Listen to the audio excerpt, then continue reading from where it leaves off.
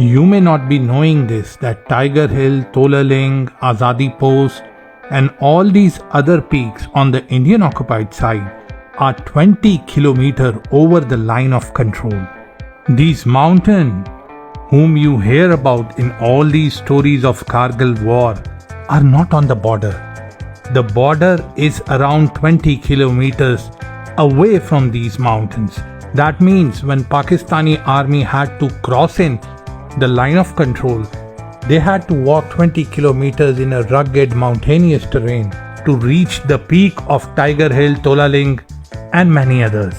It's not like just crossing the line and reaching Tiger Hill, or if you are occupying Tiger Hill, you are actually on the line of control.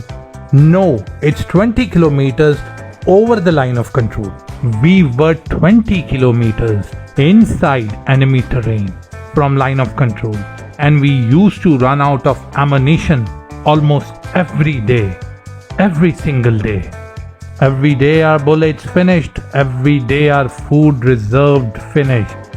Being in enemy territory for 90 days inside 20 kilometers in a mountainous terrain was not a joke. You had to go back every day and bring ammunition. The package was around 40 to 50 kilometers every day, and most of the time we were so engaged in the fight that we could not go back. So our source of ammunition was the Indian Army, and you can easily say that 70% of our ammunition and food stock came from Indian Army camps.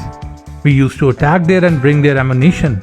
And now when we used to go inside the base, of course, it was a war zone and they were prepared to receive us. So what could they do? Nothing. Just get killed or show hospitality, telling us to take whatever we need, but don't kill them. Well, I'll be very honest with you, killing them or not killing them was totally depending on the mood that day. If we had a bad day, I'm sorry. And bad day here doesn't mean that we were having a big fight with the Indians. Those are our good days when we have enemy reaching us for a fight. Bad days were we were just getting bored. We just have like nothing to do, nothing to kill because the Indians were not coming out of their holes. That was our bad day. So you might question that what was the urge? Going for the stocks or going for the kill? Well, as you and me are friends now, to be honest, it was both of them. It was actually my job to maintain these supply lines, so I visited numerous posts, conducted numerous attacks. We attacked their base camps, their brigade headquarters, their main COD, ordnance camp as they name it. We attacked them numerous times. Rajputana rifles, Madras, Nagatu, Grenadiers, 8 Sikh. We used to go everywhere. We used to visit every of their camp. Primary objective was of course to get the food, get the ammo. Secondary can be anything. I remember almost 50,000 bullets, 20,000 grenades, unlimited ration stocks I personally have brought back from there. And we had other people doing this also besides me. There was a time when the Indians got so scared that before going to sleep at night they used to keep their bullets, ammunition, food stock outside their tents. And as soon as they heard a movement, they used to shout from inside, "For God's sake, don't kill us. We kept everything outside for you. You can take away all of them." With such a humble request coming your side and the objective is achieved, most of the times you honor that request. But sometimes, again, the mood comes in. Then the same idiot starts saying that the ghost is actually scared. That is why he comes in the night. So I changed my plans. I started these attacks in broad daylight also. I warned you, my friend Indians, do not mess with a bored up mind. So I slowly moved towards the Nagatu regiment base camp. These people were probably preparing to eat. There were about 70 to 75 people. Someone was sitting, someone was standing, someone was cooking, someone was moving here and there. We suddenly appeared in their camp and started walking towards them very casually. It was just 6 of us. The Indians were spellbounded, like some dominant force has overtaken their mind. They had no movement. The one who was sitting was left sitting. The one who was standing was left standing. The one who had a plate in his hand became like a statue. I had to break the silence and say, "Hey bro, what happened? Why you all become a statue? What are you cooking? Meat days or veg? Tell me." This was my saying that everyone threw their weapons and raised their hands and started crying. Literally speaking, these people of Nagatu were court-martialed later. The so-called headhunters of Nagatu had fallen in our feet. They had put their heads on the ground and they were begging from us, "For God's sake, please don't kill us. You can take whatever you want, please don't kill us." And I was like, "Fine, now that you are requesting so much, hold this food here and do one thing. All the ammunition you have, put them on these 4 mules. All the ammunition, I say, and all other things you can contribute. Load everything." We sat there and ate, and they took their time. They loaded all supplies on those mules, and then they said to us, "Sir, we have loaded everything." I was like, "Did you leave anything for yourself?" "No sir, we haven't kept a single bullet with us." "Good boys, you guys are good people." They said, "Yes sir, we have given you everything. You don't have to kill us. You promised us." Yeah, I had promised them, so I said, "Okay, fine, all of you can get down from here." I fulfilled my promise. All those 75 people who were present at Nagatu that day were free to go. Later we found out that Indian Army had court-martialed them. Anyways, their lives were saved that day. Similarly, one day we were going on some other hunt, and our guy who used to follow the convoy from behind, he gave us a call to stop. So we stopped. We just found out that 3 vehicles of Indian Army were passing from there. We didn't see them, but they saw us. And when they saw us, they left the vehicles and ran away. So when our guy was coming from behind, he saw them running away. So he stopped and he gave us a call to stop too. So when we reached back there, we found out that 3 fully loaded vehicles of ammunition. Wallahi, Indian Army has been very generous in supplying us with ammunition of all sorts, food stocks, all kinds of things. They kept giving us. If I get a chance to go to Delhi, I will personally meet them and thank them, because if they didn't help us to kill their own men, then maybe we couldn't have killed so many of their men. I really thank them from the bottom of my heart for all the ammo and support they provided us, for all the food stock we enjoyed.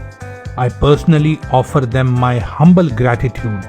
Now let me tell you about Brigadier Devinder Singh, who was court-martialed I think by Kishan Pal, and this big case went on. Now I think he has already won the case. I don't know, but this happened. I was on a normal routine hunt.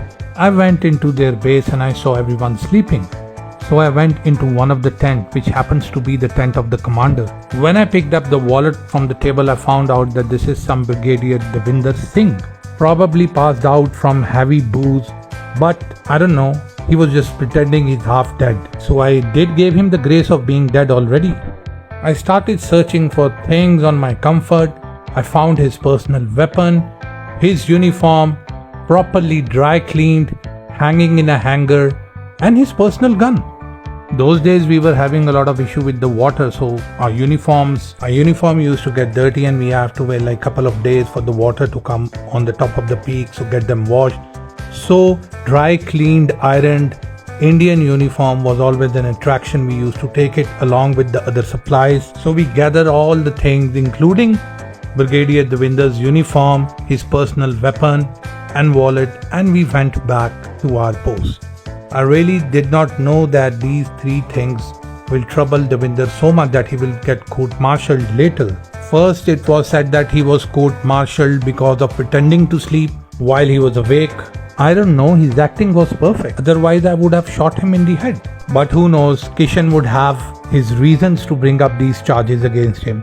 Second, it was said that his personal weapon had been taken by the enemy. That is why he was court-martialed. There was another reason also, that his uniform was hanged there outside the Pakistani post, which brought disgrace to Indian Army. That is why he was court-martialed.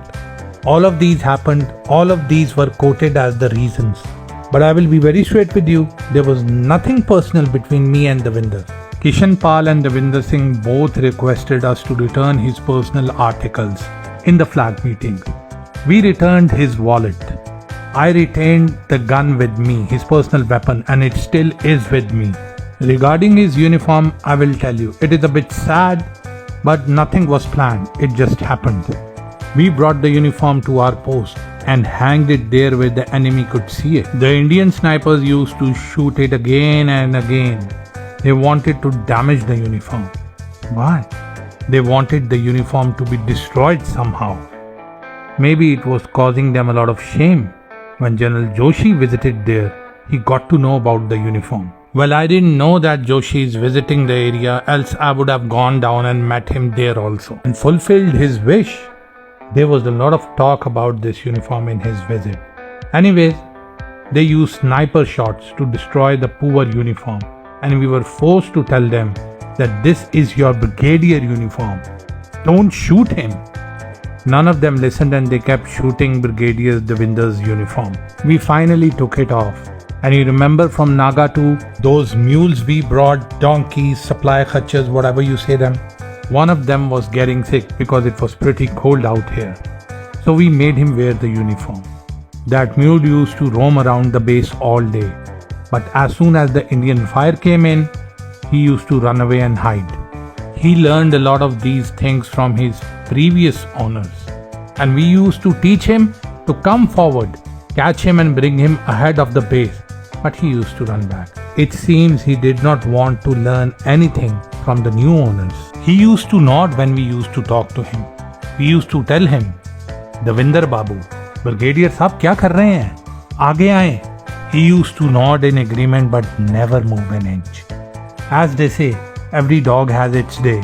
The same way I think, every mule has its day also. One day, a blind bullet came. I don't know whether it came from us or from the Indian side, and the mule was killed. The Indian mule lost his life due to this uniform. We told the Indians that we will perform a ritual in the evening and they must join, but no one showed up. As a matter of fact, that night, Indians did not even fire at us. Maybe in the honor of the uniform, or maybe in the honor of the mule. Now after 25 years, you remember to make films on Kargil. Answer me, how many of the 127 posts you still have with you? Those 127 posts which we won from you today after 25 years are still with us. None of your unit, none of your soldier is ready to go up and even check on those posts. They refuse to go there. Your regulars, your special forces, black cat, dog cat, white cat. Ask anyone to come. You were just good enough to fool your people and you are just good enough to fool them now. Why your pictures, why your victory pictures are taken in front of your bases? Why your victory pictures show weapons of Indian origin? Why can't you tell to your nation that Vikram Batra and many other like him, who were celebrating the victory, taking victory pictures, were killed? If you have won the war, who was killing them? You guys know very well.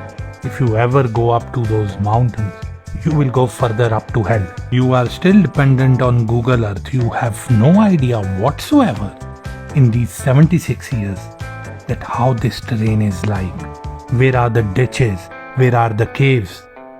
You know nothing, my friend. All your heroes to whom you celebrate were killed after they have announced victory. Why is that?